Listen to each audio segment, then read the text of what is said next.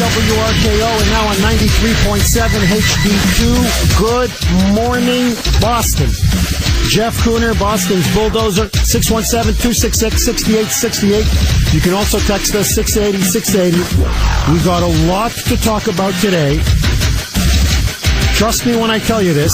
We're going to cover a wide range of issues. We will be getting in the second hour, obviously, to what's happening in Israel and the Middle East, other topics as well. But before I get to any of that, here is a fascinating culture story which is being picked up by the European media. It's being picked up by Fox. It's making the rounds with a lot of the left-wing bloggers in this country, and it concerns hunting and animal rights. And there's a woman, she's a university student, a Texas cheerleader. She's a Texas teenager. She's 19 years of age. Her name is Kendall Jones. Now, Kendall Jones comes from more of a rural background. Her father is an avid hunter. In fact, he's such an avid hunter that he often would take her as a young child to Africa on big game hunting. So they're serious, passionate hunters. They're not just, recreational hunters who just hunt deer or squirrels once or twice a year. For them, hunting is a passion. It's a way of life. Now, many of you are going to say, Jeff, there's this woman, Kendall Jones, Texas cheerleader. So she likes to hunt. She goes to Africa and hunts big game.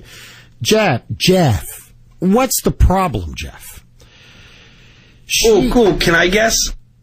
Liberals?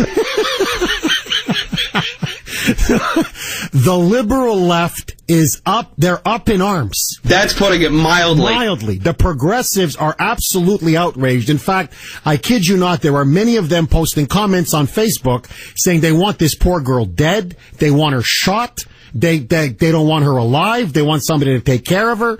At a minimum, they want her pictures and her pictures of her hunting and killing big game taken off of Facebook. And here is what happened. She recently went on a hunting trip to Africa, and she posted on Facebook shots of her posing with dead elephants, with dead lions, with dead hippos, and that she's basically said that she helped kill by herself on these big game preserves. And the progressives, the moonbats, they're howling at the moon. They are absolutely enraged. And so they've put out a petition, I kid you not, saying that this poor girl, Kendall Jones, is a threat to animals, that she has violated animal rights, that according to them, she is a despicable, depraved, cold-blooded killer who is responsible for the murder of rare animals. And in fact, they say she's so sick, she's even boasting about it online. And so now they've put out a petition drive, an online petition, to force Kendall to remove her page because it promotes animal cruelty. Quote, "For the sake of all animals," reads the petition, as it implores animal lovers to sign, "especially the animals in the African region where hunters are going for fun just to kill an animal." And so now it has gained over 40,000 signatures in just 1 week. Liberal bloggers are picking it up. It's become a huge, raging debate. Like I said, the Daily Mail is now covering it. Fox is covering it. European media is now covering it. And now she's becoming the poster child, allegedly, for animal cruelty.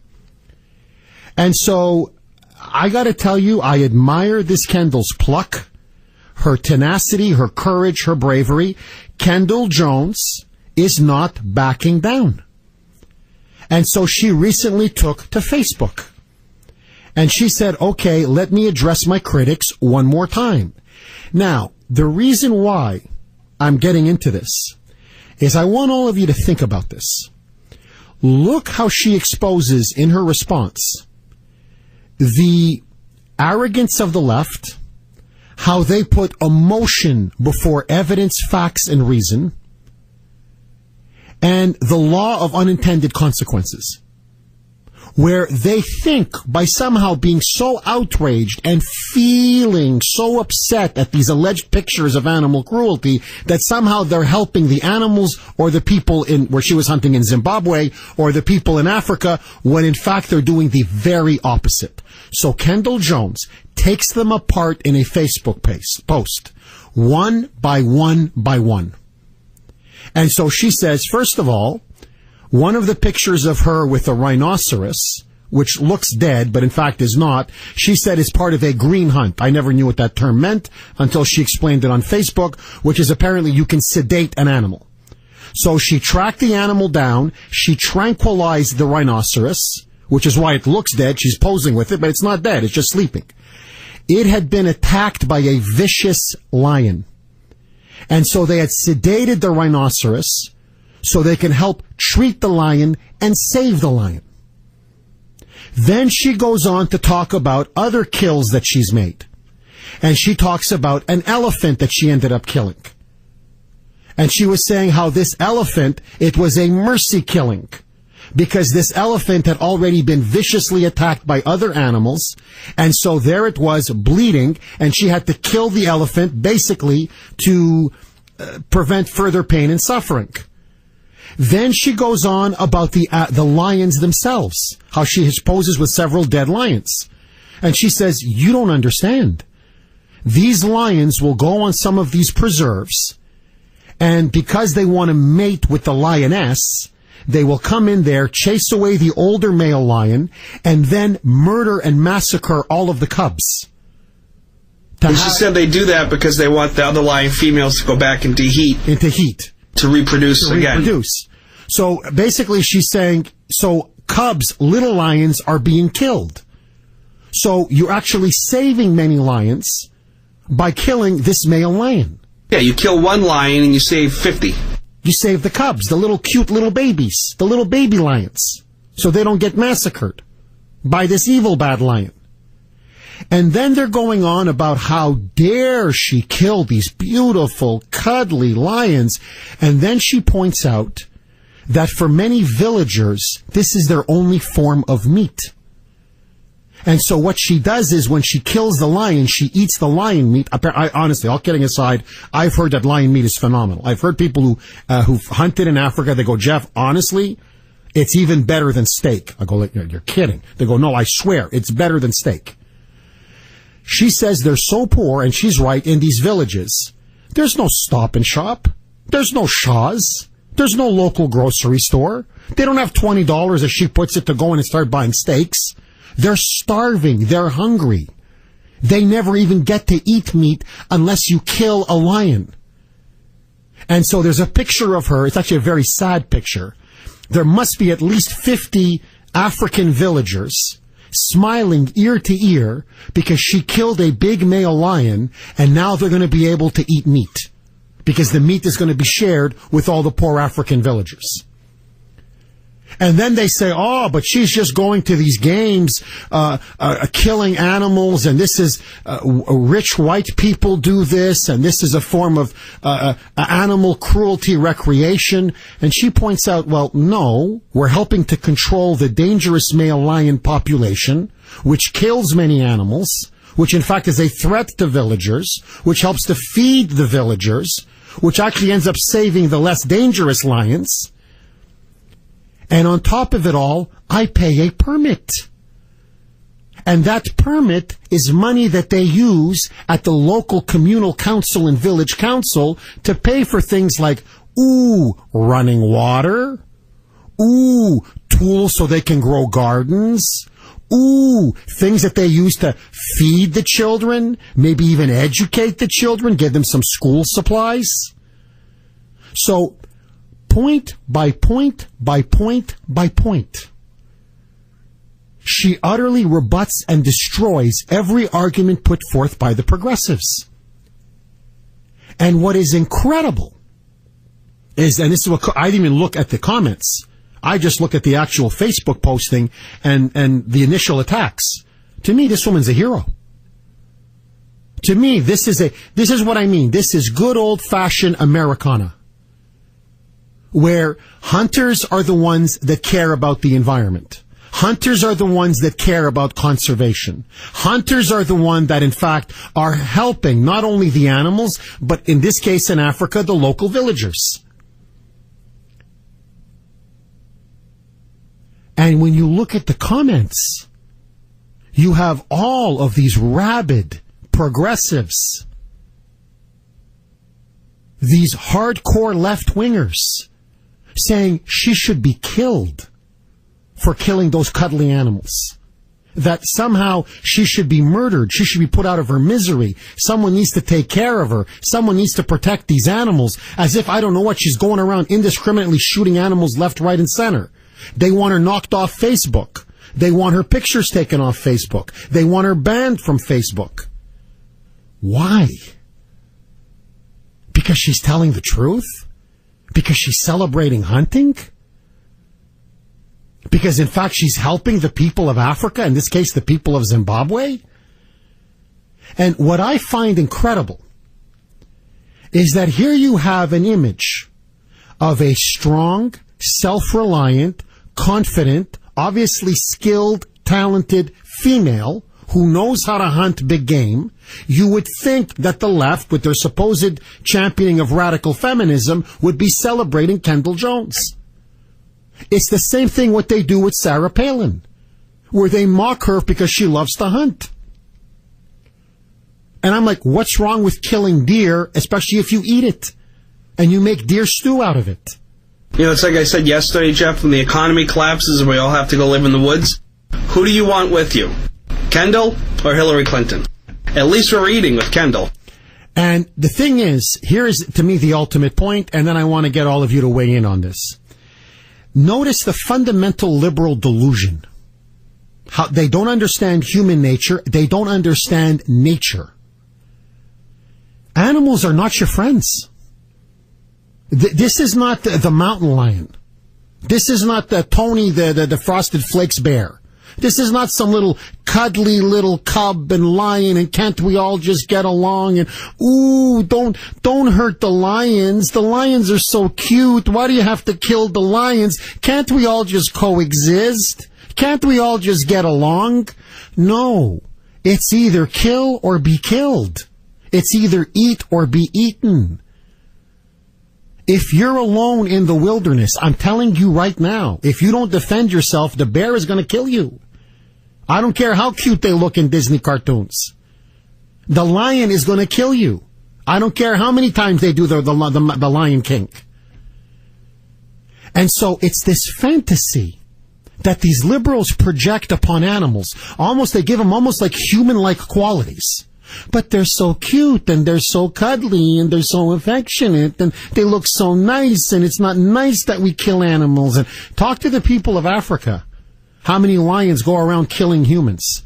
How they destroy their livestock? How they massacre cattle? How they go hungry and don't eat meat unless someone kills those lions. So, if you're alone in the wilderness, here, let's just try this, and you don't have a gun, and you don't have a rifle, you don't have a shotgun, let's see how long you last when some lion or some bear or some cougar approaches you. Jeff, don't you know the mountain lion will coexist with us? Now, Cooks, have you ever encountered, because I know you like to go hiking a lot, you're in the wilderness a lot, you spend weekends in the wilderness now in the woods. Have you ever encountered dangerous animals, Cooks? A deer, which isn't really dangerous, but I've seen coyote. Oh, that's right. You told me, and you started running. You heard the coyote. No, you're not supposed to run, Jeff. What, are you crazy? No, but you told me that you heard like the howling, and then you heard the howling. No, I saw one about 40, 50 yards away. And then you just said you just took off. No, you stand there. You don't run because they come after you. So you got to hold. You got to Trayvon Martin the thing. You got to stand there and hold your ground. You got to stand your ground. You stand your ground and let them know you're not in the mood. You don't have a gun on you, did you? No, because in liberal Massachusetts, I'm not allowed to protect myself when I'm out, 6 miles into the middle of the wilderness. Are you serious? Because God forbid a chipmunk gets injured. So where do you go hunting then? I don't go hunting. No, but if you wanted to go hunting, where do you go? I have no idea where you would go. I honestly have no clue where you would go hunting. In Massachusetts. I'd go to Maine. where they're a little more sane when it comes to that stuff. See, to me, what's incredible, and this is what I mentioned to Cooks, nobody, because he's into this hiking now, he does hikings on the afternoon, he hikes in the weekends, he brings his hunting dog Bo, even though they don't do any hunting, but let that go. No one cares more about conservation and the environment than Bill Cooksey. Why? Because he's in the woods all the time. He's not some city slicker. He's not Chief Spreading Bull living in a $1.7 million mansion in Cambridge. So, no, he doesn't want the ground polluted. He doesn't want to see acid or chemicals being poured into the streams because he uses the streams. He walks in the woods. It's a form of entertainment and recreation for him. It's the same thing with the hunters.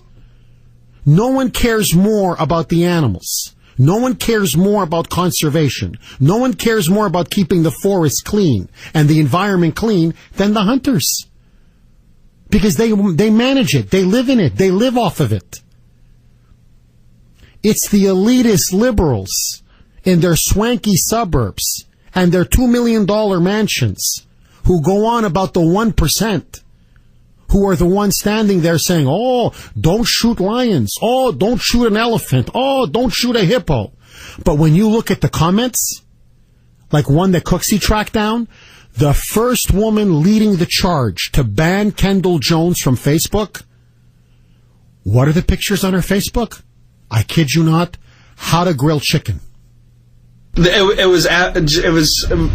was clicking on the people's Facebook comments on the Fox News feed, and I was looking for this, and I figured I'd never find it because it would be, too perfect. The first one I clicked on, Jeff, she had wrote a comment saying Kendall should be murdered, and her children will never get to experience these furry animals. So I click on her page, and like you said, the first thing was how to make chicken cacciatore. How to make it was all recipes. Yeah, how to grill a good steak. Yeah. I'm thinking, how do you think the chicken or the steak got to your table?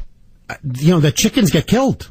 You see, they killed a little chicken. You know what the problem is? We haven't attached these cute little furry qualities to a chicken. So no one cares. Or to a cow. Or to a pig. Yeah, how do you think that pork chop got on your table? You think just magically appeared there? No, someone had to slaughter a pig. A cow. You have to kill the cattle to have the steak. You see, animals have to be killed so people can eat. 617. I know this is very tough for many liberals out there. They're like, no, but it's not fair, Jeff. It's not fair. Jeff, if we change the term of hunting to abortion, they'd probably be fine with it. Kendall just aborted these poor animals. She just aborted the male lion. That's it. It was her choice. 617-266-6868. Joe, you're up next. Thanks for holding. Welcome. Yes, I'm passionate about the topic. I'm a primitive archer in Andover. I make my own artillery, and I'm a social pariah around hunting season.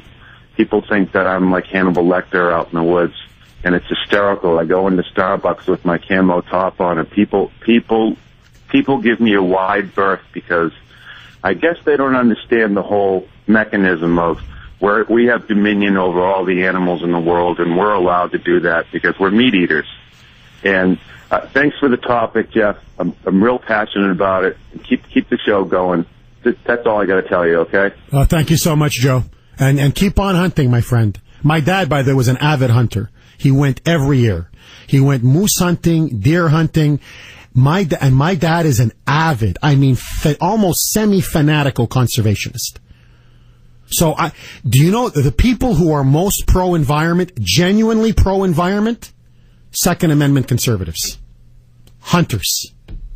That's the irony of all ironies. Bill Cooksey, God is my witness. He's afraid of a gun. The problem is he's afraid of holding a gun. He doesn't want to shoot the gun. If he shoots the gun, he thinks he's going to shoot himself in the foot. But he likes to be near deer, near raccoons, near squirrels. But a guy like Bill Cooksey actually cares more about the environment and conservation than any of these liberals on the People's Republic of Cambridge ever will. Hell, I bet Chief Spreading Bull never met a deer in her life. She never met a spotted owl in her life. Cooksey, he chases after him. Lee, you're up next. Thanks for holding. Welcome. Hey, I saw you guys at Mass Firearms, and I took my course. And I was talking to you a little bit, and I reminded Cooksey that you can indeed carry if you're in the wilderness. All you have to do is take the course and then apply with your police chief, and then you can get it if you're in the wilderness. But if Cooksey doesn't want to carry one, that's his right. But I was coming out of Framingham the other day, and I had my arm out. It was hot, right? I had my arm out in the window, and all of a sudden there was a car backed me off. It came real close. I said, well, it must be texting, so I just ignored it. And then it did it again, a little further up the road. And I says, what the heck's her problem? So she passes me and says, for her is murder. Well, I got a little bumper sticker that says, don't let a deer be your next foot ornament in blaze orange. So she was taking swings at me at 60 miles an hour with her car, but that's okay, Jeff, isn't it? So I don't mean to laugh, Lee. I know it was probably scary at the time, but just the image of this moon bat. Was she in a Prius or something, Lee? No, she was in like a Mazda RX-6 or something. And, I said, what the heck, just drive. There's all these other innocent people around, and you're taking swings at me. And I was wondering the second time she's rejoicing. I got real close. She's smiling. And then she starts waving her fist, and I see the fur is murder bumper sticker. I said, this moonbat's taking swings at me at 60 miles an hour on the highway. And you can't, what can you do? I kept on driving. I said, I'm not going to. Lee, did you flip her the bird? I would have flipped her the bird. And now, who receives it, then you don't know what's going to happen next. You got to be careful with the bird. Thanks for that call, Lee. 617-266-6868. Have you noticed with these liberals, killing babies, no problem. Clive Bundy, a rancher, 200 federal armed agents, slaughter them, no problem. Kill a deer, oh my God. PETA, this is animal rights, animal cruelty, the poor deer. I was driving down once. I'd finished filling in, was it for Rusty or Michael Savage? That was in DC a couple years ago. No, it was Rusty because it was at midnight. That show finished at midnight. So I'm driving. It's a foggy road. I'm on my way to my home, my then home in suburban Maryland. And out of the blue, this mother deer just jumps right on the road. Like right in front of my car. I was driving my wife's Grand Am. And luckily I didn't brake, because if I braked, who knows, the Kuhner man wouldn't be here today. I just kept right on driving, and boom. I mean, it hit the front of my car, but the left side, the driver's side, the light was shattered. There was a massive dent, but that deer just went flying in the air and landed on the pavement. That is hilarious. Really, and I just kept right on driving. But if that thing moved forward like another foot or two, and that would have been a head-on collision, I could have been dead. I mean, so when people tell me that, the deer, they're so lovely and cuddly and innocent and lovable, I'm like, no, man. You hit one of those babies head-on, you could be dead. And the problem is they don't allow hunting in suburban Maryland, so now there's an overpopulation of all these deers. And now they're coming on the road. To me, let human nature and nature take its course. Kill them. Jim, you're up next. Thanks for holding. Welcome. Hey, Jeff. Listen, I hunt and fish and hike in North Andover and Andover. And many times when I come out of the woods hiking, I see this woman pull up in a Prius, and she gets out and she dumps all her trash into the state trash barrel. But when I'm on the beach down the Cape, I have a place down there, the people just leave their trash. Every time I get up and go to the bathroom, go to my car, I'm picking trash up and just throwing it away.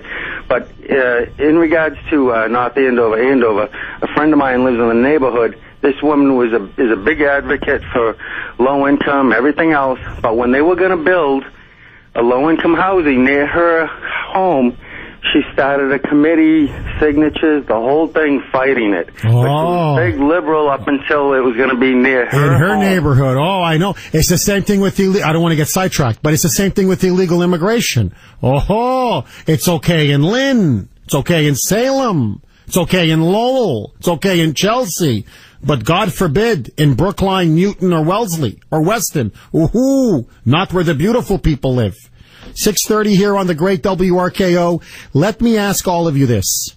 Do you believe hunting lions, elephants, rhinos, hunting in general, Is it animal cruelty?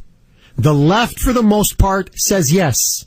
I say no. What do you say, Boston? 617-266-6868. Are you a murderer because you like to hunt deer? 631 on the Great RKO. All of your calls next. 617-266-6868 is the number. Jeff Kuhner, Boston's Bulldozer, 638 here on AM 680 WRKO. Getting a lot of really, really good texts. Here's one from 781. This is unbelievable.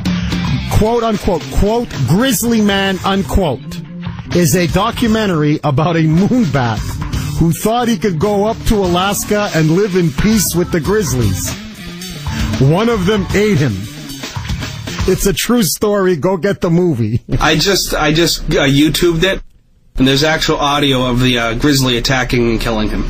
Are you serious? Yeah, it was pretty atrocious. But, I mean, you see, this is what happens when you have a liberal fantasist encounter the real world. And they have no idea. I'm surprised the EBT card he tried to give the grizzly didn't work. It just didn't work. Here, you take blue, no, you don't take plastic. Here's an Obama phone. Here's an Obama phone. I'm giving you free health care. What do you want, Grizzly? What do you want? But I love you. I want peace. Don't you see the bumper sticker on my Prius? Look, Chief Coexist. Spreading Bull. Coexist, Chief Spreading Bull. Elizabeth. Animals are people too. Yeah. PETA, I'm a member of PETA. Don't you see that, Grizzly? What's the matter with you? It's amazing. Animals are people too, but not corporations, which are run by people. 617-266-6868 is the number. Jeff, you're up next. Thanks for holding. Welcome. Oh, you got to tell Cooksey to stop. I'm going to go off the road. He's cracking me up this morning, man. He's hitting on all 8 cylinders. Those grizzlies also killed the grizzly man's girlfriend. She was right there trying to beat it over the head with a frying pan. Hold on, it killed the girlfriend as well? Oh, it killed both of them. All they found was pieces of their body scattered all over the place up there. It was hilarious. But anyway, getting back to Kendall Jones. The next time she goes out to Africa, what she got to do is shoot tranquilize like an impala or a gazelle or something like that, and then take a picture when she leaves it again, and the lids go off.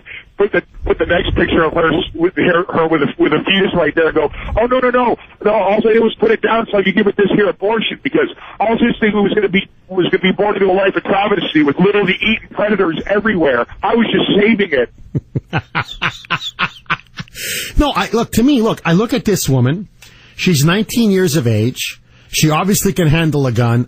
Listen, this girl, she can do security for Jeff Kuhner anytime. This woman, she can fire a gun. She can use a bow and arrow. I see rhinoceroses on the ground. I see hippos on the ground. I see dead lions. I see dead elephants. She's absolutely fearless. She's got this big smile, ear to ear. She loves it. She's unafraid. And the question I have for many liberals out there is, why does hunting bother you so much? First of all, they're just animals. They're not people. Number one. Number two, if you somehow think they have human-like qualities, tell me, why do you enjoy a good steak? Why all of you can't seem to eat enough fish or chicken? Everywhere I go in all these moonbat havens around this city, all you guys want to do is stuff yourself with grilled chicken or fish. I go to Legal Seafood. That's all you guys want to do is shovel it down your throat. So how come Sarah Palin can't shoot a deer and then have deer stew? Like, what's wrong with that? Why can't Kendall Jones shoot a lion, which is going to massacre a lot of cubs, kill a lot of animals, probably kill people too, and then give it to the villagers and have them eat? These poor starving villagers, let them have a good meal for once in their life. Well, you're the one that claimed to be for the children. How come the children can't eat? Look how they think with their emotions. And they want to destroy this woman. They're calling for her to be banned from Facebook. They want her banned from hunting in Africa. I swear to you, they want to tell the African government, ban her, she can't be allowed to hunt. You got to read the comments. They want her dead. It sounds like the moonbats over here with me with the text machine. We're going to kill you. We're going to bury you. We're going to kill you and your family. Your kids are next. Blah, blah, blah, blah, blah, blah. And remember liberals used to say live and let live? Remember that was their big phrase like 40 years ago? Notice now, it's either live as I do or don't live. Hold on. Hold on, Cooksy. What, you have a better phrase? You have a better line? I'm just saying, if you're going to steal my lines, Jeff, you might as well use them appropriately, correctly. I told you this morning in the car, it's not live and let live, it's live and let live like me. Oh, live and let live like me. Sorry, Cooks. Hey, but you can make a bumper sticker out of that now, and go ahead. I mean, have you noticed? It's amazing. I say it in here, and it comes out over there. You see, you're the man behind the... it's like a puppet. You're the force behind the throne. You're the power behind the throne, Cooks. So, no, really, to me, it's incredible. They keep saying they want peaceful coexistence, but they don't want to coexist with us. It's amazing on every issue. Oh, no, if you practice religion, if you're a Christian, no, we don't want to coexist with you. Oh, you oppose same-sex marriage? No, we don't want to coexist with you. Oh, you defend the Second Amendment? You want to go hunting? No, we don't want to coexist with you. Well, what happened to live and let live? No. It's live and live like me. Again, you got it wrong, but let that go. Okay, no, sorry, what is your... Live and let live like me. Live and let live like me. There you go. All right, so Cooksy wants apparently everyone to know that was his line. I'm just sick of you stealing. It's plagiarism, really. 617-266-6868 is the number. Lucy, you're up next. Thanks for holding. Welcome. Hi, good morning. I certainly don't want to disparage anyone at all. Please understand. However, perhaps I believe all bears are like Smokey the Bear, and all deer are like Bambi, and all lions are like the Lion King. I mean, after all, they live in a fantasy world. No, I know. I mean, what do they think? Like, they really think, like, yeah, you're right, you meant Smokey the Bear. Like, my little Ava, she likes these cuddly bears. I'm like, no, but they're not like that in real life. In real life, they eat you. You see, that's, again, you're thinking socialized medicine. No, that doesn't work like this in the real world. You see, that's why we told you Obamacare wasn't going to work, because it doesn't connect to reality. It's the same thing when you keep making animals seem like they're people, like they're little cuddly fuzzballs. They're not. They'll kill you the first chance they get. Kendall Jones is an avid hunter. She's 19 years of age. She's a Texas cheerleader. She's father's a big game hunter. She goes to Africa. She posts pictures of herself having killed lions, having killed hippos, having killed elephants, and now there is a huge movement. In fact, this story has gone viral. The European press has covered it. The Daily Mail's covering it. Fox News is covering it. You now have the animal rights crowd demanding that Kendall Jones have her identity removed from Facebook, her pictures removed from Facebook. They want to deny her the right to hunt in Africa. And honestly, on the comment pages, you can look at it yourself, many of them are calling for her to be killed because they say she is advocating cruelty towards animals. I say they're insane. What do you say, Boston? 617-266-6868. Lou, you're up next. Thanks for holding. Welcome. How you doing? I always enjoy listening to you. Oh, thank you, Lou. First of all, they are insane. When you hunt in Africa, most of the time it's at those big national parks over there, and the rangers usually select the game for you. Many times the elephant might be blind or a lion might be lame and they're suffering. Those are the ones they generally select when they hunt. Oh, I didn't know that, Lou. And Lou, apparently you have to pay a pretty big fee to be able to go hunting, correct? Oh, definitely. Like the Kruger National Park in South Africa is like the state of Rhode Island. So absolutely you pay a fee. And the hunters are the real stewards of the environment, in my opinion. Oh, no, Lou, I'm with you. And that's not even me. That Theodore Roosevelt said that. The greatest conservationist in American history was Theodore Roosevelt. And he was a huge hunter. A small game, big game, African game, it didn't matter. And Roosevelt made that point, that the greatest steward of the land, the greatest steward of the environment, the greatest conservationist was the American hunter. And that's why he put aside national parks. That's why he wanted to make sure that we didn't pollute as much as possible, because someone's got to take care of the animals, someone's got to take care of nature, someone's got to make sure that the environment is pristine so the hunters can enjoy it. There is no bigger friend of the environment than Sarah Palin, Jeff Kuhner, and Bill Cooksey. 617-266-6868. The only difference is Sarah and I use a gun. Cooksey doesn't. He runs from a gun. Steve, you're up next. Thanks for holding. Yeah, thanks, Jeff. Good morning. How you doing? I'm good. How are you, Steve? Good. What were you saying? You said there were like 40,000 hits on this calling for her. 40,000 signatures. They're already. Okay, I think what we need is a worldwide call on all liberals, and we'll have a giant safari sit-in, and all these people can all go to Africa, go out in the middle of the barren plains, and they can sit in unity with the animals, and let's see how that works out for them. Okay?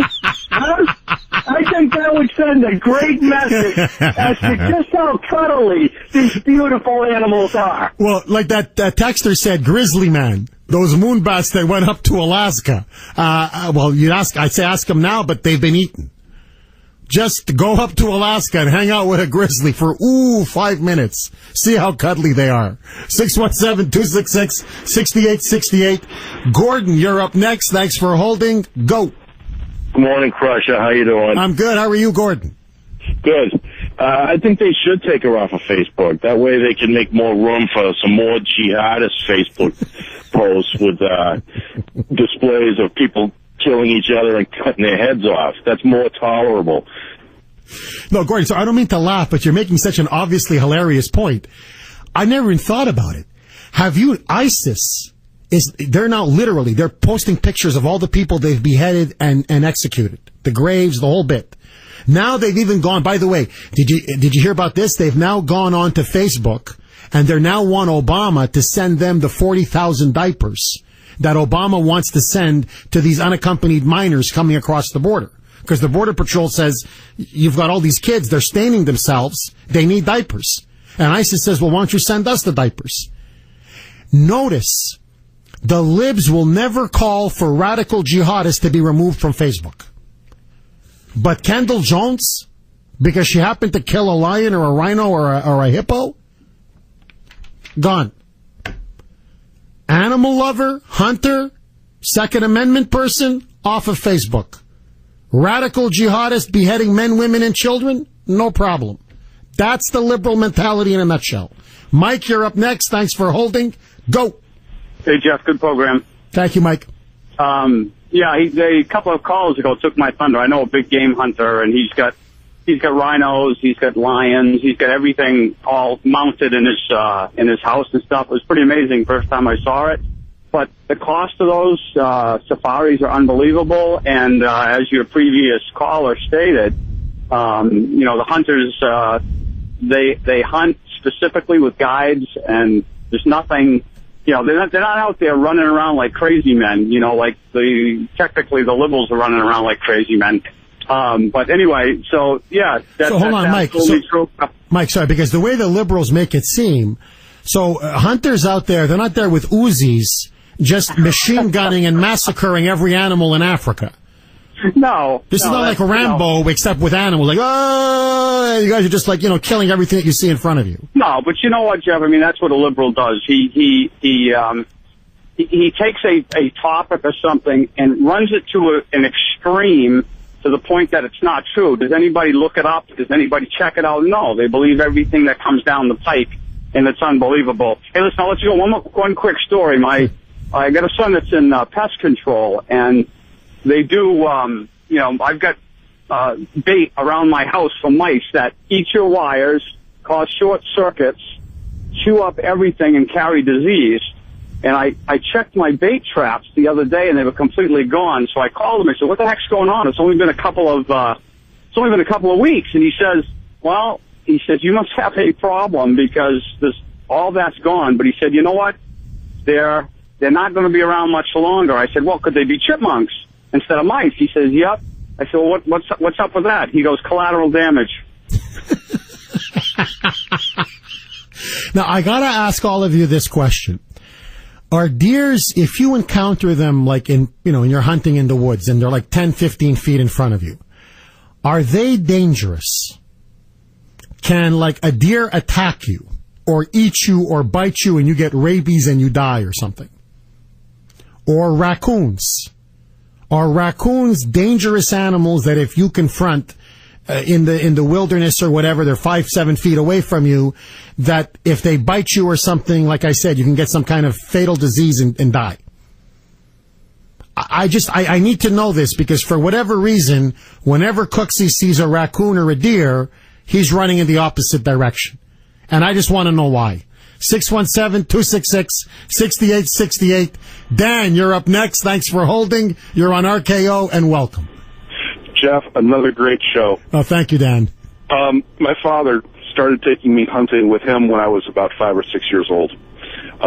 When I first went, I was not shooting anything. I was just going with him. And I saw, and he taught me and showed me that Mother Nature herself can be cruel, if you want to call it that. It's just life. And that's one of the things that liberals don't understand. Life is not fair. It is, if you want to call it, survival of the fittest out there. And to answer your question, as far as a deer, if it feels that it is trapped, it can attack you. It won't bite you, but its hooves are very sharp, and it is one of its defense mechanisms. Dan, can it kill you? Yes. Oh, really? Okay, so you're saying when Cooksey runs from the deer, there's a reason why he's running. Yeah, if it hits you in the head, a deer has tremendous power.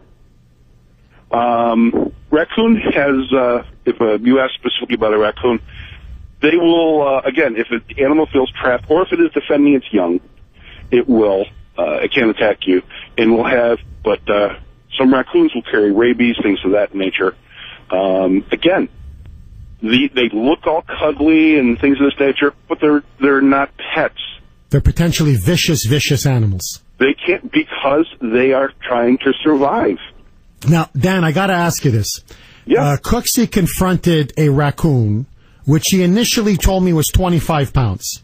Then when I kept pressing him, he said it was more like 15, maybe 10 pounds. So it went from 25 pounds, it basically shrunk in 2 minutes, from 25 pounds to 10 pounds. But let that go. And then he said that he went, ever see the Karate Kid?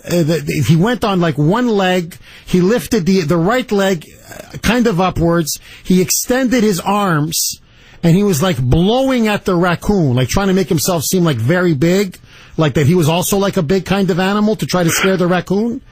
Is that the way to confront a raccoon, Dan? I would not confront a raccoon, but I would leave him alone. And if Cooksey wants to do that Ralph Macchio karate thing, good luck to him. And the thing is, because he's a bit heavy, he's a bit overweight, he couldn't keep his balance. You see, and I think now he's mad at me. Yeah, I'm just teasing the guy, and now he's mad at me. 617. I swear he's really mad. He's genuinely now mad at me. 617. I'm just kidding, Cooks. 617. I mean, he did confront the raccoon, but he didn't tip over because he was, overweight. Let's take it to Rush Limbaugh. Roll it, Cooks.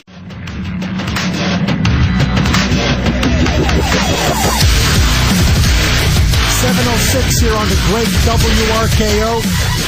617-266-6868 is the number. Hour 2 of the Kuhner Report. Cooksey is still not talking to me. He's still upset about that. It was a joke. I mean, yes, he did confront the raccoon in that kind of, the crane position of the Karate Kid movie, with like one knee up in the air and then the two the two arms extended. But no, he didn't lose his balance because he was overweight. He just stood there, and the raccoon looked at him like, what are you doing? And they had a standoff for a couple minutes, and then the raccoon left. But anyway, Cooksey says I'm making fun of his weight. He's very sensitive. And so now I have a producer who's not talking to me, at least for now. But let that go. So, continuing now with animal rights. This is a bit different, and it concerns dogs and property rights. This is another story. It's gone viral. And I gotta tell you, out west, it is a huge, huge, huge story. So, hundreds of people recently protested in front of the Salt Lake City Police Department in Utah. Jeff, why are people protesting, and who cares if people are protesting in Salt Lake City in Utah?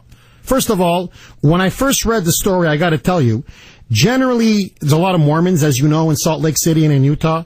Mormons don't protest. I know, trust me, we adopted Ava from Utah. I spent a lot of time in Utah. I was in Salt Lake City. I was in Provo, which is just north of Salt Lake. I got to know that community very well. They are some of the most polite, cheerful, decent, salt-of-the-earth people you'll ever meet. And I also have to say this. I met a lot of police officers from Utah. They were absolutely incredible, really professional, really great guys and gals. However, I think they really blew it on this one. If you've got hundreds of people protesting anything in Utah, you know a big, big mistake was made. So here's what happened, my friends. The police were looking for an alleged missing 3-year-old boy. And there was a desperate search to find this boy. And so they were canvassing this neighborhood in Salt Lake, and they thought they was in some kind of a residential area. And so the police then encountered the home and property of an individual by the name of Sean Kendall.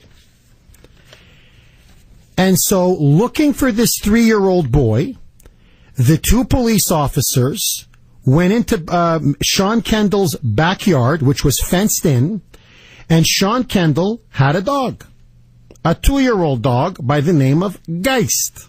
By the way, I'm looking at the picture of Geist, adorable dog, absolutely adorable little dog.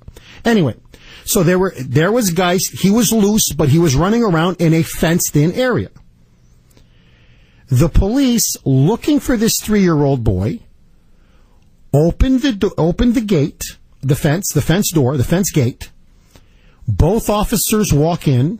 They close the gate. They're now looking around, seeing if they see anything, if they can hear the baby. And then one of the officers claims that 2-year-old little Geist got aggressive. Obviously, he didn't recognize the strangers in his own backyard. And so he started barking. They say he started to come menacingly a couple feet within the police officers. The police officer then grabbed a gun and shot Geist, killing him on the spot. Immediately then, a report went out that Geist had been killed. The Utah Animal Control got involved, and they ended up calling Sean Kendall. Sean Kendall was at work. He gets the call. Hello. The police were at your house. They were in the backyard, and I don't know how to tell you this, but you know your dog Geist? Yeah. They shot Geist. Geist is dead. So, Sean Kendall gets in his car. He starts rushing back to his house. He now is recording everything because he fears he's going to have a confrontation with the police. He's upset, and I don't blame him. They just went into his backyard, and they shot his dog. He then confronts the police officers who are there.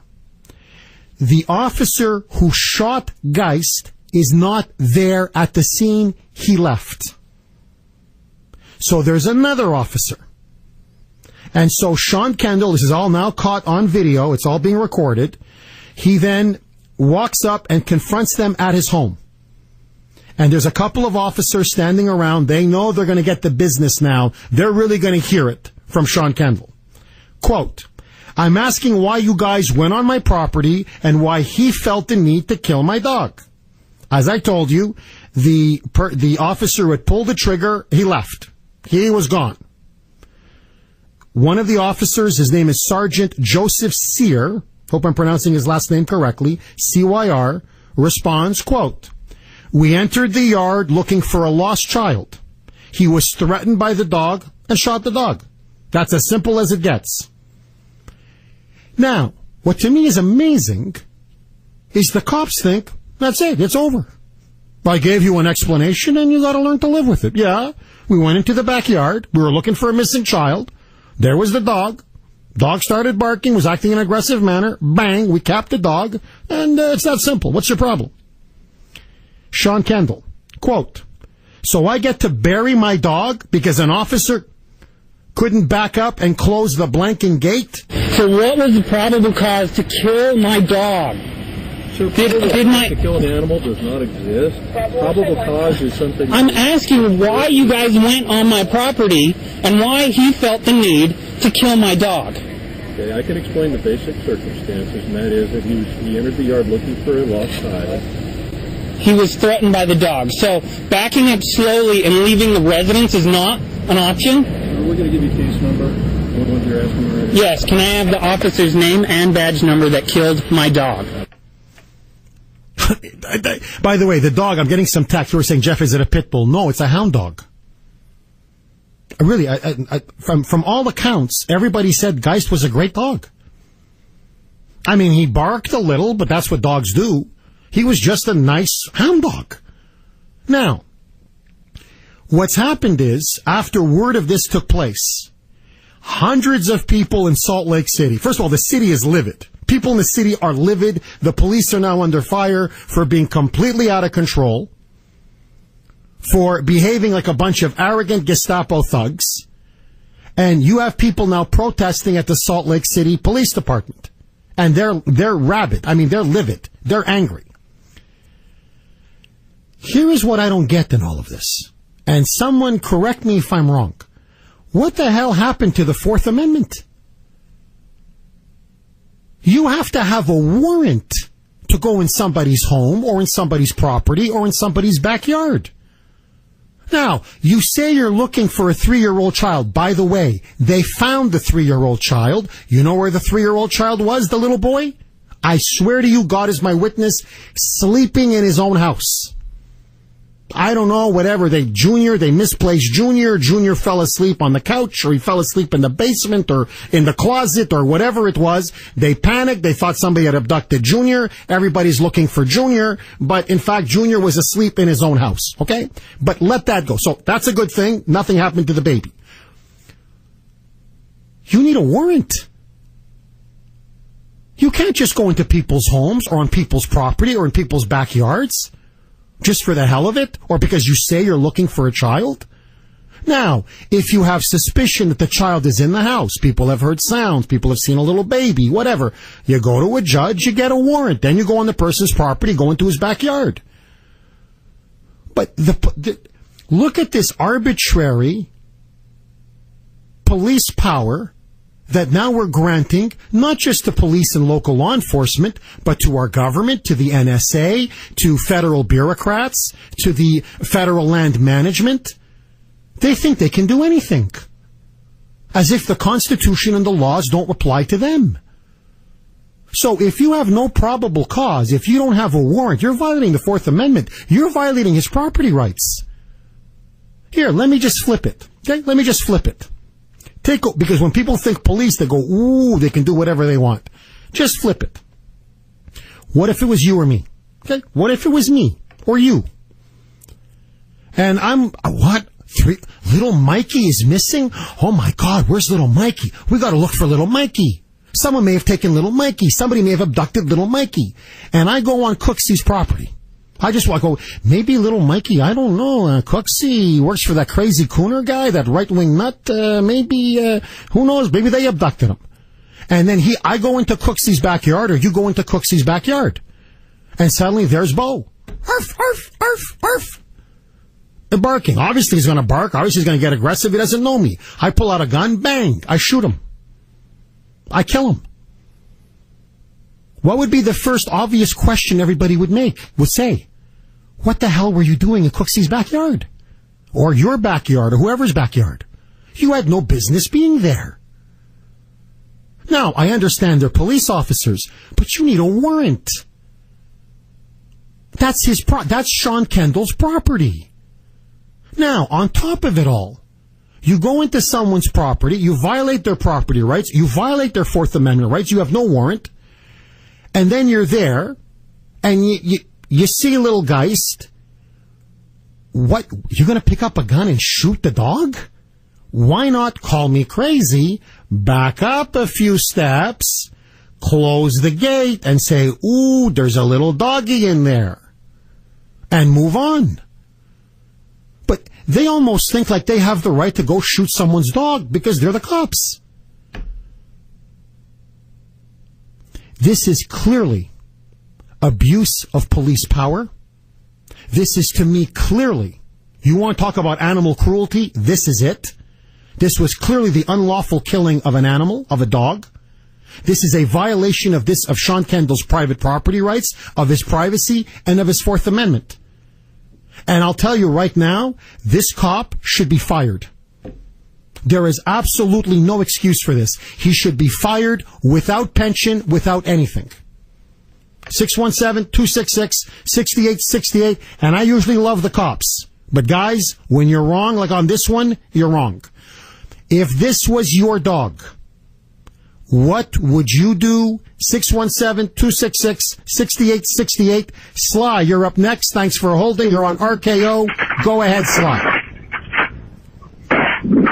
Hey, Jeff, can you hear me? Yeah, I can hear you. Can you hear me, Sly? I'm good. Yeah, I'm good. Hey, listen, this is kind of like a pet peeve of mine because this is like an epidemic. This has happened a lot. If you've been paying attention to the national news all around the country, this has happened quite a few times in the last year or so. And in my opinion, the cops never have the right to shoot a dog. Never. And the reason I say never is because a cop is just doing his job. Just like I'm doing my job, you're doing your job. I used to work for the cable company. I used to be a cable guy. I used to go to people's houses. They had dogs. If their dog was aggressive towards me, I had no right to shoot the dog. My father is a mailman. My father deals with dogs all the time. He doesn't have the right to shoot the dog. Sometimes I've been bitten by dogs. Sometimes depending on the type of job you have, you might get nipped or bit by a dog. You don't want to, obviously, but you don't have the right to shoot the dog unless the dog is, unless the dog has really got his teeth in you and your life is threatened. I actually got into this conversation with a Southborough cop one time. Me and him were talking about it, and this cop would not concede. He stood by, and cops do this. They stand together, man, because, I was trying to make my point. I was like, he tells me, he's like, oh, yeah, but what if a dog's threatening me as a cop, they could give me a career-ending injury. I'm like, okay, well, that's what workman's comp is for. I mean, I'm doing my job. I could get a career-ending, injury. I say the cops pretty much never have the right to shoot a dog, and it's happened a lot in the past year or so. Thank you for that call, Sly. Well, look, if the dog is attacking you, of course you have a right to defend yourself. But my point is this. Everyone's focused on the dog, which I understand. To me, the real issue is private property in the Fourth Amendment. It's like what happened, I don't want to mention this because people get very upset, but during the Boston bombing in Watertown.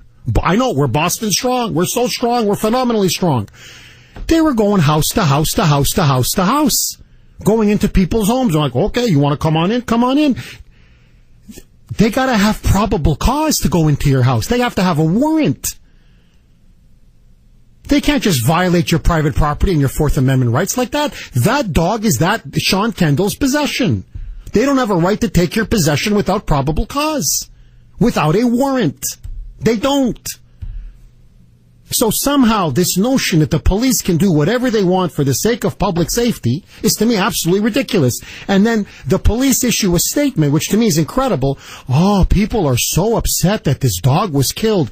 We need to, quote, educate them, unquote, on public procedures, how the police operate when they're looking for a missing child. I understand you're looking for a missing child. No one wants to find a missing child more than Jeff Kuhner.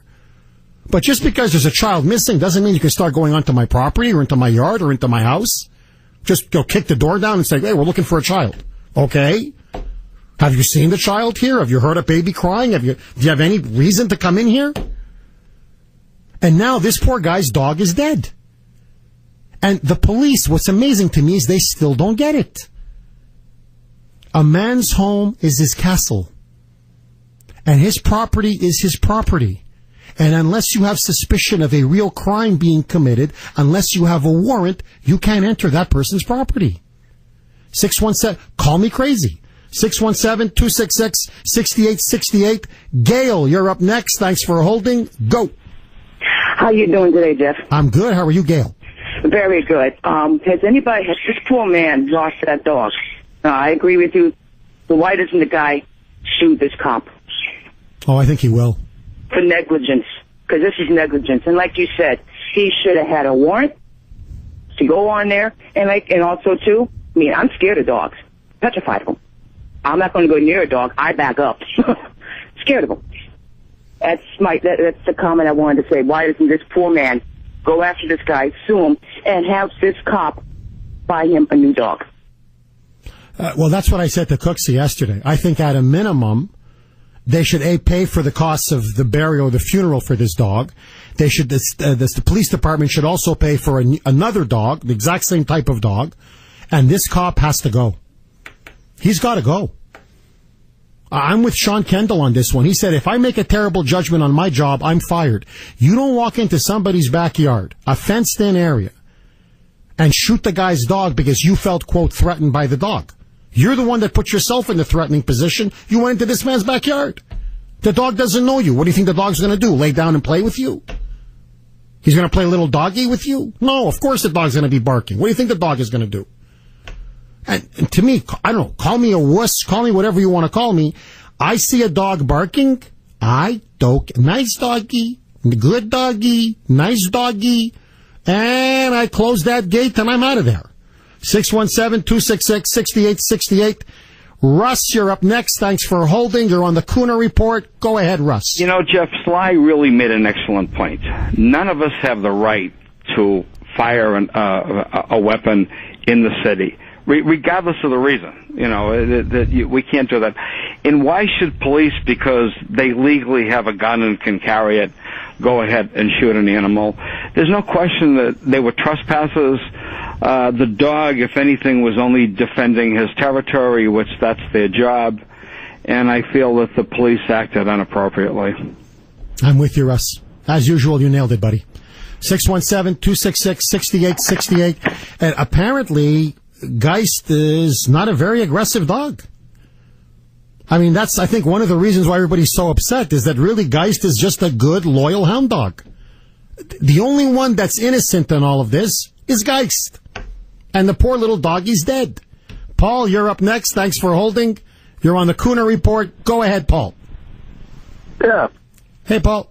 Hey, how you doing? Hey, you know, it's like sort of a gray area. I mean, nobody wants a dog to be killed. I mean, plain and simple. I love animals, always have, and I'm in homes like that cable guy. And the dogs, you know, I've been nipped and they put the dog away. But, you know, when it's a kid, you have to sort of draw the line. I mean, the previous caller that said that, you know, maybe he should buy him a dog. He absolutely should buy him a dog, but you can't restrict people looking for children, all right? And where's the blame of the parents who reported the kid missing? Did anybody think of that? Paul, can I ask you a question? Sure. If you don't mind me asking, what city do you live in? I live in Newton. If there was an Amber Alert issued in Newton, Paul, yeah, can police just walk into your house? Absolutely not. But if they had suspicion, I think they should. But they didn't have suspicion.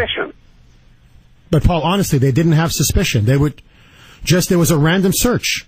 There was a child missing. It happened to be on that block, and they just said, well, okay, let's start going house to house. Did they go in the house or did they walk in the yard? Well, they walked in the yard. But, I mean, Paul. Okay, there you go. They're not but it's an extension. House, are they? But, Paul, it's an extension of your property. Yeah, so isn't my car, so that means they shouldn't pull me over. I mean, if you get some sort of reason, I mean, I agree with you 99% of everything. No, but I mean, but look, Paul, look, your private property is your private property. Cops so can't just... my car. It was fenced in. Car. I mean, why can't he just look over the fence? Why does he have to go into my property, unlock my gate, And then because my dog gets scared, he then shoots my dog. Did the guy? No, we'll establish the fact he shouldn't have shot the dog. Did they have a back porch? Did they have a shed? Did they have a freezer there? Do we know everything that was in the backyard? No, we don't. But I'm sorry, but what does having a porch or a freezer have to do with anything? A little kid sometimes likes to sleep under things. Little kids could get into a freezer. Yeah, I know, but Paul, it's not as if I understand what you're saying. If somebody said, I believe I saw let's just call him Paul, okay, little Paulie. I saw Paulie Jr. At the porch or in the house or in the yard. That I get. But nobody said that. It was a random search. It's literally, you're talking about, Newton. Well, there's an Amber Alert. So does that mean now the cops can start going into your house, or the cops can go into your backyard? Absolutely. Or the cops can just start searching your car, saying, hey, whoa, we got an Amber Alert. Get out of your car. Get out of your car. Well, the question that I want to propose to you, if the dog wasn't shot, would it have been an issue? To me, yes. Seriously. Yes. So if your child, your beautiful children were missing, you wouldn't want them to walk around your neighbor's yard? Would you walk around your neighbor's yard? And do you have the right to do that? Well, I'm not the police, but B, what I would do is this. Is that right? But Paul, here's what I would do. I would go on every neighbor's door and I would ring. And I'd say, have you seen my little Ava or my little Ashton? What if they're not home? To call the police? I wouldn't break in. I wouldn't break into their house just because my children are missing. I'm not saying that. We're talking about the backyard. Yeah, I would look over the fence. Okay. Yeah, that's right. I would go, Ashton, Ava. What if you couldn't see the whole backyard? What would you do then?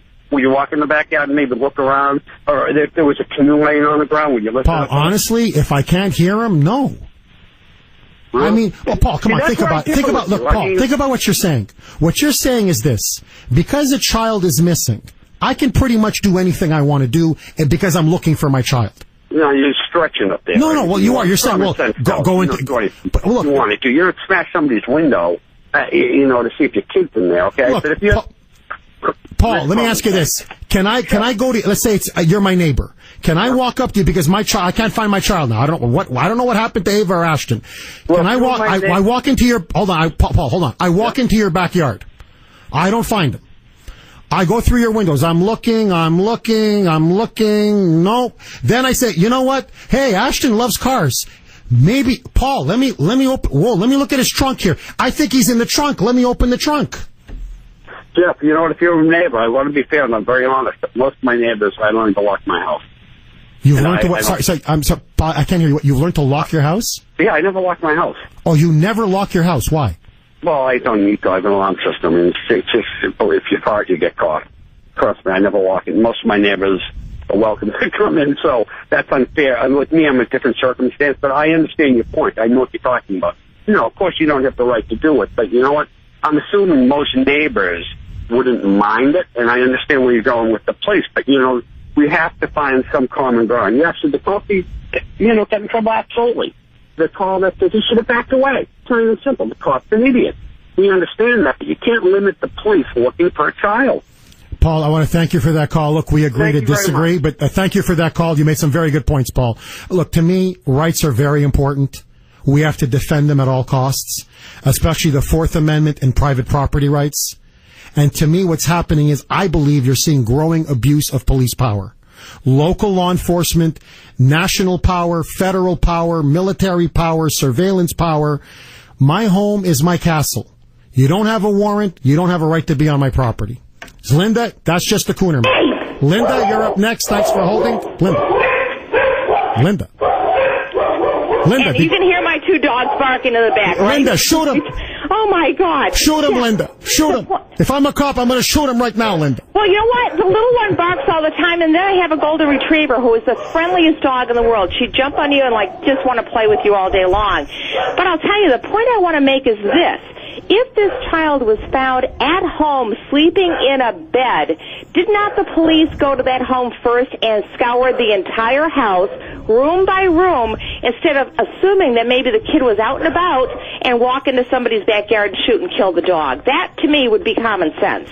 Well, Linda, that's exactly what I thought when I read the story. I'm like, well, okay, but didn't do a thorough search of the house first? Everybody's right away, oh my God, abducted child. The child is at home sleeping. The mother was probably negligent. And you know who ends up getting it? The poor little doggy Geist. 617-266-6868. Jeff, Zach, Frank, Jimmy, Mike. More with your calls after this short news break. Cooks, let's take it to Angela in the newsroom. 7:37 here on the great WRKO. Jeff Kuhner, Boston's bulldozer, cleaning up the liberal bull. Huge story out of Utah. People are protesting in Salt Lake. A police officer walked onto the property of Sean Kendall. It was a fenced-in, locked area. Encountered his dog, Geist, a 2-year-old hound dog. They were looking for a missing 3-year-old boy. By the way, the 3-year-old boy was eventually found, I swear to you, asleep in his own house. It was all a false alarm. But anyway, the cop encountering Geist, who was, barking, woof, woof, woof, woof. He doesn't recognize the person in his backyard, pulled out a gun, said he was feeling threatened, shot Geist dead. Hey, Texter makes a great point here. If the yard is fenced in, which it is, if you see the video, you have to lock it, and the fence is about 4 or 5 feet high. How did a toddler get into the yard? Would he hop the fence? That's a very good point. And if you watch the video from when the guy opens the door and walks into his backyard, the dog's body is like 40 yards away. If it were so aggressive, why isn't the dog dead within the 10-yard vicinity of the entrance? I'll tell you why. Because they were looking for, they wanted to be Superman. They wanted to find this boy. Everybody was panicking. He walks into the yard. The 2 cops walk into the yard. They're searching, they're looking. The dog is going, woof, woof, arf, arf, arf, arf. And they said, as they approach, they go, you know what? This thing is really annoying. This thing is annoying the hell out of me. Tell this dog to shut up. The dog won't shut up. Okay, bang. And that's it. End of story. I can do whatever I want. 617-266-6868. Gina, you're up next. Thanks for holding. Welcome. Hi. Hi, Gina. I realize, I have a 10-year-old son, and he's always been real inquisitive, and now that he's going into middle school, he's becoming really a lot more socially aware, which I guess is, because he's been raised on talk radio his whole life. So he asks a lot of questions, and when I realize there's so many things that you don't even think about, and we just take for granted that happen, and when you try to explain it to a child, it sounds insane. And like my mother-in-law not too long ago got a large property tax bill that she wasn't so happy about, and I'm trying to explain to my son why you could still own a house and have it completely paid for, and you still have to pay for the house for the rest of your life, taxes on it. And, he just doesn't get it, even though it helps, the city services and all that. He just doesn't get it. And there's a lot of things like that, like with the police.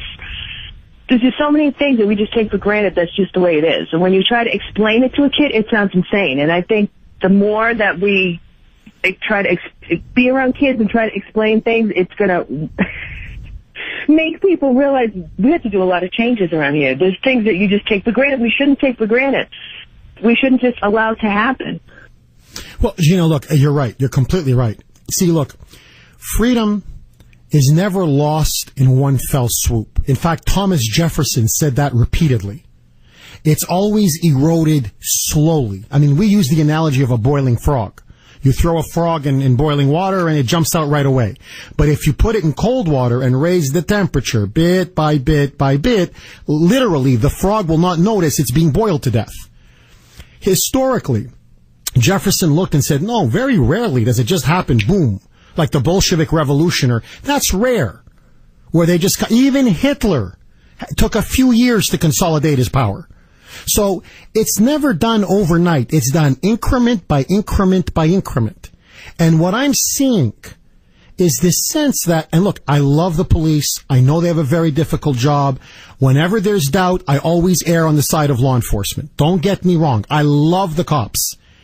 The problem is property rights, the Fourth Amendment, the sense that they can do whatever they want on people's property. A man's home, and that's not just literally his home, it means his backyard, your property, is your castle. That is the fundamental principle of Anglo-American civilization. It goes back centuries. Frankly, all the way back to the Magna Carta. It's what makes us and Britain the Anglo-American peoples different from the rest of the world. Now, just do this experiment. Look at any country in the world where people do not have a right to private property. And guess what you'll notice? They all get kicked around. They all have no other human rights. That's why our founding fathers were adamant that the key to having life and liberty was the right to property. Property is the greatest institution for freedom ever in the history of the world. That's why leftists, communists, socialists have been seeking to dilute it and eradicate it or confiscate it. So, no, I'm sorry. I understand if you see the child near my home, if you see my child in my backyard, if you see my child in front of my house, I get it. Then, yes, you can come and take a look. Judge will give you a warrant. Boom. But just because it's a random search doesn't give you the right to go. It's the same thing what happened during the Boston bombings. I know I took a lot of flack for it. You can't go door to door, house to house without probable cause. You can't. You need a warrant to enter someone's house. You can't give the police this kind of unchecked power. That leads to a police state. And the reason why they're not teaching the Constitution to our kids, why do you think progressives want Common Core? Why do you think progressives for the last 30 years have been attacking our Constitution, attacking our founding fathers, where now we don't even teach the Bill of Rights? Never mind to university students, even to, forget elementary school kids, I mean not even university students. Because if you don't know your Constitution, if you don't know your fundamental rights, you're helpless against the state, against government. Your home is your castle. He had no business going into that person's lawn, into his backyard, in a fenced-in area. Never mind shooting his dog. Jeff, you're up next. Thanks for holding. You're on the Kuhner Report. Go ahead, Jeff. Good morning, Mr. Kuhner. Hey, Jeff. I'll preface this by saying I am a police officer. I'm an active duty police officer for 15 years, and I'm also an avid dog lover. I know you're concentrating on the con loss aspect of this, and you're correct.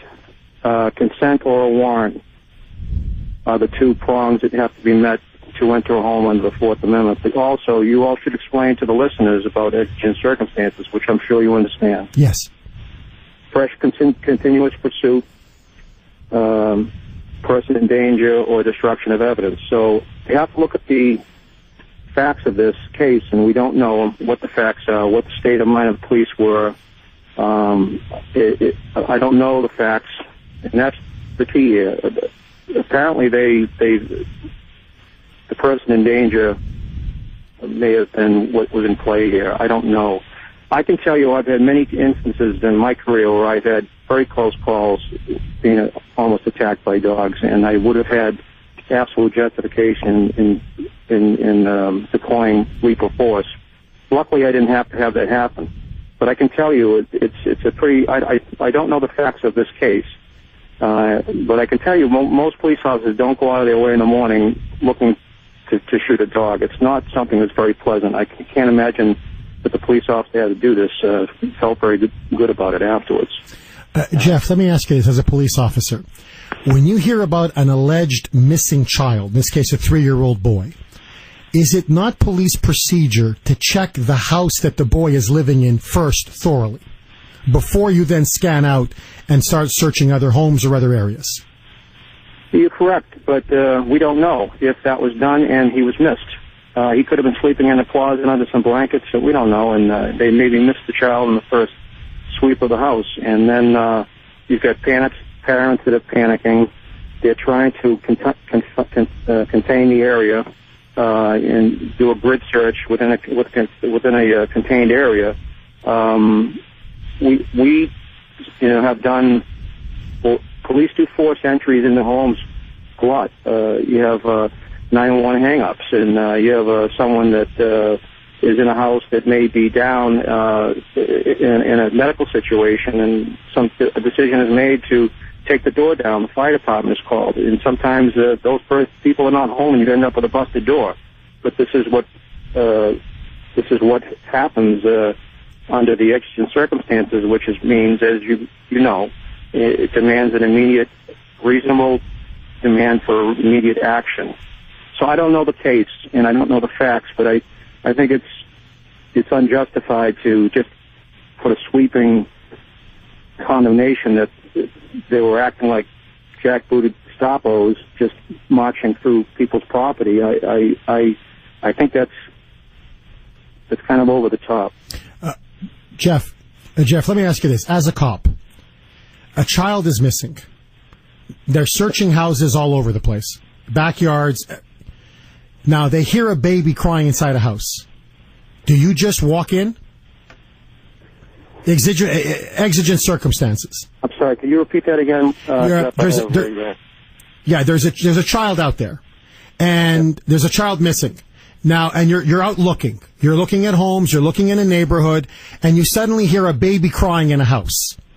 Would you just walk into that house? No, because it could be a baby that's living in the house, and I'd knock on the door first to see, put it this way, if I heard a baby crying and I couldn't get an adult to come to the door, that would raise my suspicion that there's something wrong here. If a little child is alone, and that happens a lot. You know, people, you hear about it in the news, children are left alone and something awful can happen. It happened the other day in Lynn when the kids were scalded by the water. I mean, but it's all about reasonableness. Well, Jeff, let me ask you this. No, because you touched on it, reasonableness. Let me ask you this, Jeff, because as a police officer, let's say, and this happens in my house all the time with my little Ava, my 20-month-old. She takes a nap literally at the top of the house, upstairs. She wakes up, mommy, there's no daddy, she starts crying. Grace is in the basement doing the laundry. So you're knocking on the door. Because now you're looking for a missing child. You hear my child crying, you think, oh my God, could that be the little missing child? You're ringing, you're knocking, but my Grace is downstairs, she does the laundry downstairs, the machine is on, the dryer is on, she probably will not hear even the doorbell, never mind you knocking. Would that then give you the right to come into my house? Well, again, it would be a totality of the circumstances. A locked home, and you have a toddler that's missing, it would be unreasonable to think that they could break into the home. As far as the curtilage of the yard and fences and things like that, it wouldn't be unreasonable to think that a child could maybe walk into a backyard, unlock a latched gate or something like that. We don't make it our business to stomp on the Fourth Amendment. And even though sensationalized YouTubes are posted every day, and usually those are clips of maybe something that happened over a 10 or 15 minute encounter, but then the juicy stuff is always posted to obviously sensationalize it and make it go viral, and I don't even watch that stuff anymore. We're constantly being videotaped now. If I stop a vehicle and someone says I want to be videotaped, I'll say, hey, that's great. Just get my good side, my right side, okay? Jeff. I'm not doing anything wrong. Jeff, listen, I appreciate you calling. Stay safe out there. It's a thin blue line, my friend, between us and the criminal. I hear you. I just think on this one, they blew it. 617-266-6868. Roger, you're up next. Thanks for holding. You're on the Kuhner Report. Go, Roger. Hey, Jeff. I agree with you totally on this one, but another more local issue that you might want to get some information on is the several of the SWAT teams in this state have registered as 5013Cs, I think it is, so they're nonprofit organizations and don't have to turn over records. Yeah, no, we have that. We'll get to that, but thanks for that call.